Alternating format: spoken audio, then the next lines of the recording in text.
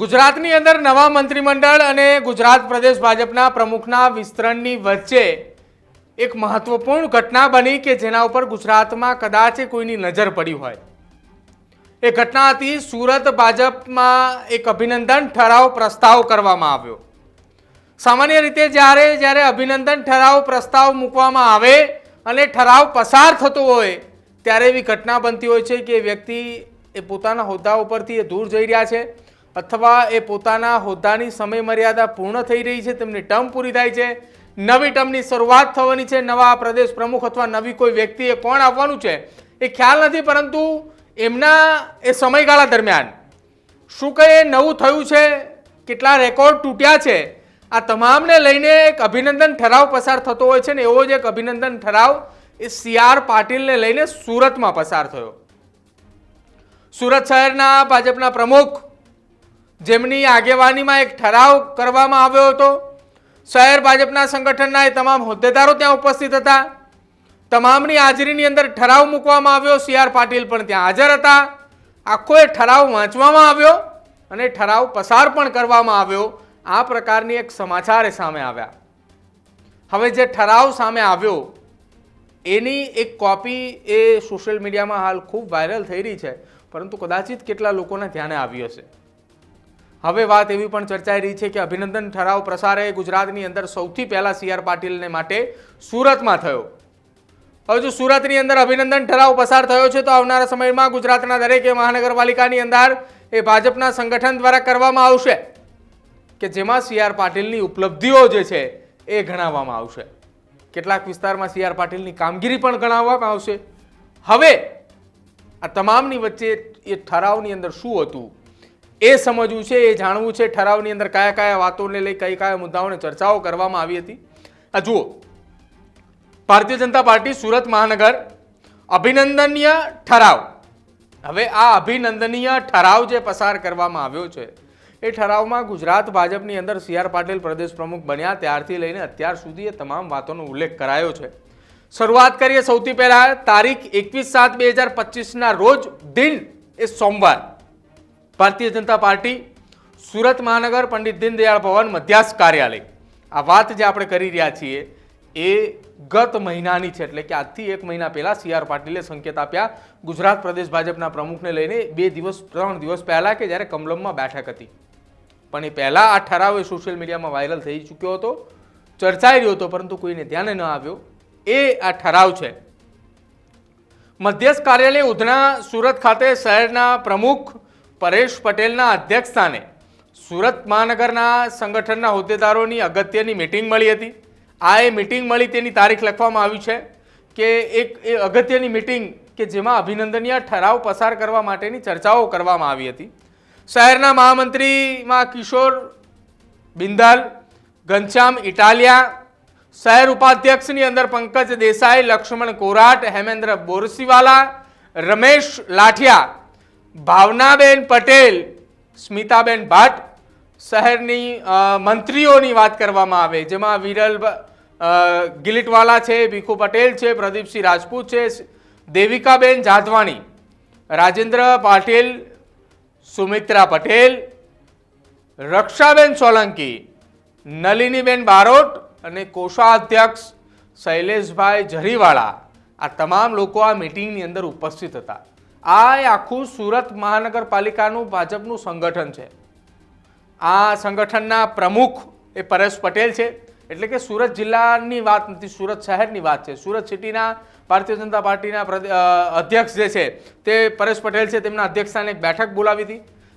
સદર મિટિંગમાં સંગઠનીય બાબતો અંગેના મહત્વનો વિષય ચર્ચા વિચારણા કરવામાં આવી. તેમજ કુશળ સંગઠન કરતા આદરણીય CR પાટીલ સાહેબે ગુજરાત પ્રદેશ અધ્યક્ષ તરીકે કાર્યભાર સંભાળ્યા બાદ જલહલતી સફળતા પ્રાપ્ત કરી હોય અને આજની સંગઠનકીય મિટિંગમાં સર્વાનુમતે નીચે મુજબ અભિનંદન ઠરાવ પસાર કરવામાં આવ્યો છે. એ બેઠકની અંદર ચર્ચા કરવામાં આવી હતી કે CR પાટીલે જ્યારથી ગુજરાત પ્રદેશ ભાજપના પ્રદેશ પ્રમુખ બન્યા ત્યારથી અત્યાર સુધી કઈ કામગીરી કરી છે, કઈ સિદ્ધિઓ મેળવી છે તેની વાત છે. કુશળ સંગઠન કરતા જનપ્રિય નેતા અને ભારત સરકારના કેબિનેટ મંત્રી CR પાટીલ, જેમણે ભારતીય જનતા પાર્ટી ગુજરાત પ્રદેશના અધ્યક્ષ તરીકે પરિશ્રમની પરાકાષ્ઠા સર્જી નેત્રદીપક યશસ્વી કામગીરી દ્વારા ઝળહળતી સફળતા પ્રાપ્ત કરી અજય રહ્યા છે. ગુજરાત વિધાનસભાના ઇતિહાસમાં 1985માં 149 બેઠકો મેળવવાનો રેકોર્ડ એ જે રહ્યો હતો તેને નિસ્ત નાબૂદ કરી નવો રેકોર્ડ વર્ષ 2022ની 15મી ગુજરાત વિધાનસભાની ચૂંટણીમાં 156 બેઠકો પર અતિ ભવ્ય વિજય પ્રાપ્ત કરી અભૂતપૂર્વ અને ઐતિહાસિક જ્વલંત વિજયનો નવો કીર્તિમાન સ્થાપિત કર્યો હતો. આ વાત છે વર્ષ 2022ની ગુજરાતની વિધાનસભાની ચૂંટણી, જેમાં વિધાનસભાની બરોબર ચૂંટણીને 1.5 વર્ષનો સમય બાકી હતો. ગુજરાતમાં વિજય રૂપાણીની સરકાર હતી અને સરકાર એ હટ્યા બાદ વિજય રૂપાણીએ અમદાવાદના એક ખાનગી કાર્યક્રમની અંદર હાજર હતા. એ કાર્યક્રમ પૂરો થયા બાદ રાજ્યપાલ પાસે સમય માંગ્યો. રાજ્યપાલને મળી રાજીનામું આપી અને ભૂપેન્દ્રભાઈ પટેલની સરકાર બની હતી. એ સરકાર દરમિયાન આ રેકોર્ડ સર્જાયો હતો. વર્ષ 2019માં સી.આર. પાટીલે જ્યારે ગુજરાત પ્રદેશ ભાજપના પ્રદેશ પ્રમુખ બન્યા ત્યારથી તેમણે એક શરૂઆત કરી હતી પેજ સમિતિ અને પેજ કમિટી. અને એ પેજ સમિતિ અને પેજ કમિટીના કારણે ગુજરાતની અંદર વિધાનસભાની 2022ની ચૂંટણીનું પરિણામ અહીંયા સુધી પહોંચ્યું છે. હવે આગળ વાત કરીએ. સમગ્ર ગુજરાત પ્રદેશમાં સમાવિષ્ટ બૂથ વિસ્તારો ભારતીય જનતા પાર્ટી તરફે વધુ મજબૂત બને તેના ભાગરૂપે પેજ સમિતિ ગઠન અંગેની પ્રેરણા દર્શાવી હતી. જે મેં આપને પહેલા વાત કરી 2022ની વિધાનસભાની ચૂંટણીની પહેલા પેજ સમિતિનું ગઠન થયું હતું. આ એ ચર્ચા થઈ રહી છે, જેના કારણે ગુજરાતની અંદર 74 લાખથી વધુ પેજ સમિતિના સભ્યોની નોંધણી કરાવી. પેજ સમિતિના સભ્યોના સહકાર થકી ગુજરાત વિધાનસભાની તમામ 9 બેઠકો પેટા ચૂંટણીમાં ભવ્યથી ભવ્ય વિજય મેળવ્યો અને પેજ કમિટીના પ્રણેતા તરીકે કાર્યકર્તા હૃદયમાં સ્થાન અંકિત થયું છે.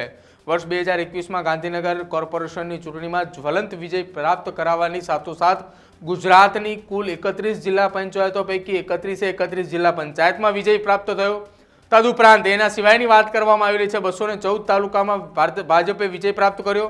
ત્યારબાદ સમગ્ર ગુજરાતની 75 નગરપાલિકા પૈકી 74 નગરપાલિકા એકમાત્ર નગરપાલિકા બાકી રહી હતી. બાકી તમામ નગરપાલિકાની અંદર ભાજપનો વિજય.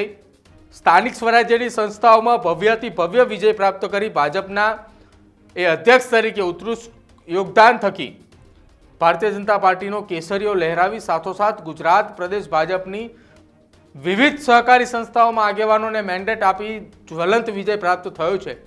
જેના થકી ગુજરાત પ્રદેશ સહકારી સંસ્થાઓને સબળ નેતૃત્વ મળવાની સાથે સાથે સહકારી માળખું વધુ સંગઠિત થયું છે.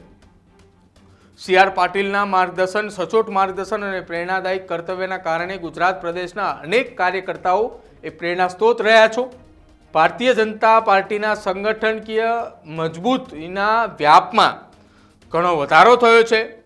ભાજપ એ ગુજરાત પ્રદેશ ભાજપનું સંગઠન સમગ્ર ભારત દેશમાં બેનમૂન અને વિશેષત સમગ્ર ભારતમાં સર્વશ્રેષ્ઠ ગુજરાત મોડલ સ્ટેટ નોંધપાત્ર રહ્યું છે. જે અહીંયા વાત કરવામાં આવી છે એ પેજ સમિતિ પેજ કમિટીને લઈને વાત કરવામાં આવી છે, જેના કારણે ગુજરાતની અંદર સ્થાનિક સ્વરાજ્યની ચૂંટણીથી લઈને તાલુકા પંચાયત, જિલ્લા પંચાયત અને 9 બેઠકો ઉપર જે પેટા ચૂંટણી હતી એ તમામે જીતી બતાવી તેને લઈને વાત કરવામાં આવી છે. હવે વાત આ આખી સી.આર. પાટીલની કાર્યકાળ દરમિયાન આવેલી એ ચૂંટણીઓ છે જેના પરિણામો આવ્યા અને એ પરિણામો બાદ અહીંયા તેમનો આભાર માનવામાં આવી રહ્યો છે. અમો સર્વે સાહેબ શ્રી કર્તવ્ય પારણા તથા કઠોર પરિશ્રમ અને યોગ્ય માર્ગદર્શન દ્વારા ખૂબ જ પ્રેરણા પ્રાપ્ત કરી રહ્યા હોવાનો આનંદ અને ગૌરવની લાગણી સાથે હૃદયપૂર્વક અભિનંદન પાઠવીએ છીએ. સાહેબ શ્રીના નિરામય અને દીર્ઘાયુ જીવન માટે પરમ કૃપાળુ પરમાત્માને અંતઃકરણપૂર્વ પ્રાર્થના કરીએ છીએ. ભારત માતા કી જય. વંદે માતરમ.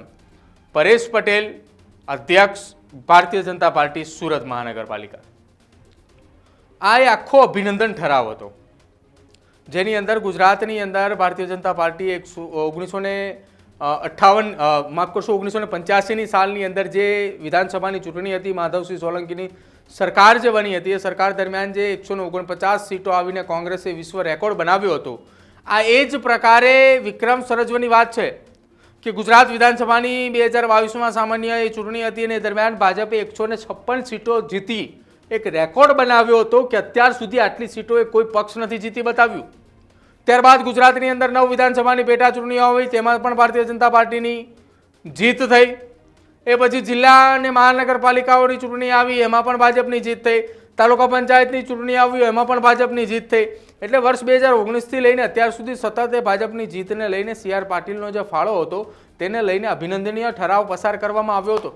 હવે આ ઠરાવ પસાર થતાની સાથે જ ફરી એકવાર ગુજરાતની રાજનીતિની અંદર એ ચર્ચાનો વિષય બન્યો છે કે CR પાટીલે કેટલા દિવસ સુધી ગુજરાત પ્રદેશ ભાજપના પ્રમુખ રહેવાના છે તે વાતને લઈને હવે ચર્ચાઓએ જોર પકડ્યું છે.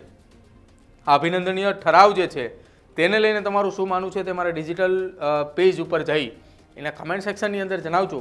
અને જો તમે અમને યુટ્યુબ પર ફેસબુક પર જોઈ રહ્યા છો તો અમે આપની ટીવી સ્ક્રીન સુધી પહોંચી ચૂક્યા છીએ. GTPL પર 285 નંબર પર આપ ન્યૂઝરૂમ ગુજરાત નિહાળી શકશો. અને જો આપ અમને ટીવીમાં પણ જોઈ રહ્યા છો તો આપ ડિજિટલની અંદર પણ અમને નિહાળી શકો છો. ડિજિટલ પર અમારી ચેનલનું નામ ન્યૂઝરૂમ ગુજરાત છે. જોતા રહેજો ન્યૂઝરૂમ. નમસ્કાર.